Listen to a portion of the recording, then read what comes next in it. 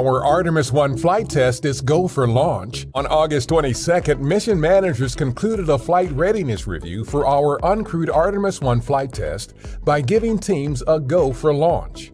The review is an in-depth assessment of the readiness of our Space Launch System rocket and Orion spacecraft to support the Artemis 1 flight test beyond the Moon and back to Earth. The primary goal of the mission is to thoroughly test the integrated systems from launch to splashdown before flying astronauts on subsequent Artemis missions. Artemis 1 is currently targeted for launch no earlier than August 29th. BioSentinel, a shoebox-sized CubeSat, is one of several secondary payloads on our uncrewed Artemis 1 flight test. It will perform the first long-duration biology experiment in deep space by monitoring the vital signs of yeast exposed to deep space radiation. Yeast cells have some biological similarities to human cells, so BioSentinel could help us better understand the risks of space radiation to humans and other biological organisms as we plan crewed exploration missions to the Moon and beyond. Artemis stands ready. Ready to turn dreams into reality. Ready to return humanity to the Moon and take us further than ever before. The culmination of inspiration and innovation, of Herculean efforts and steadfast collaboration, Artemis 1 is ready for departure. And the Artemis generation is about to leave its mark. What will be a journey of more than 500,000 miles to the Moon and back starts right here at Launch Complex 39 Bravo. Although this first flight will not carry a crew, it will test every system in the deep depths of space to prepare the way for future crewed missions. When the final go is given and the teams at Kennedy Space Center release this rocket, Artemis will roar to life and we will witness the beginning of a tightly choreographed mission.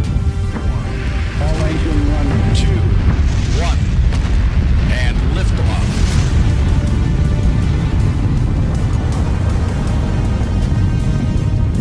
The first 2.5 minutes lift Artemis off Earth and build momentum. It's another 6 minutes of pressing uphill, accelerating to orbit. This is followed by a push from the second stage to raise Orion higher. And once all the systems are cleared to continue, the second stage will fire again and push Orion beyond the bounds of Earth. At this point, we're going to the Moon. It'll take several days to reach our destination, but as we sprint across the void, many new procedures and systems will be tested and proven. 240,000 miles later, Orion will enter an oval-shaped orbit around the Moon, one that will take Orion to about 60 miles above the lunar surface and then out to 40,000 miles beyond the Moon. This is a distance farther than any human-rated spacecraft has ever gone before.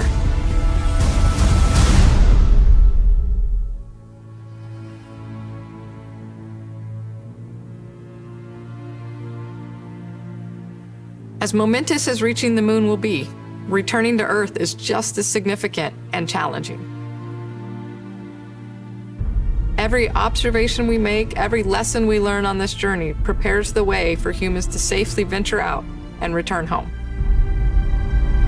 And so on its final lap around the Moon, Orion will ignite its main engine, push out of lunar orbit, and begin the long trek home.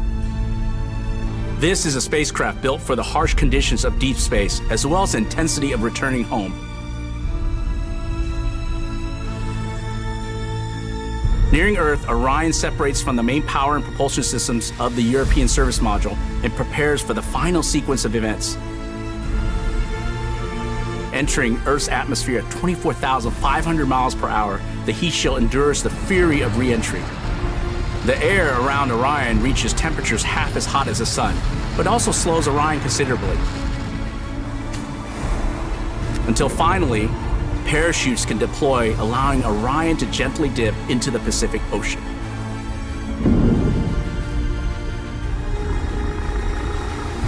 To the Moon and safely home again.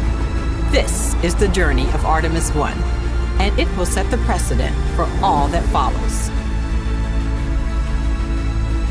United with partners around the world, This is the challenge we choose. To meet hand in hand, step by step, lighting the way from the Earth to the Moon to Mars and beyond. We are ready.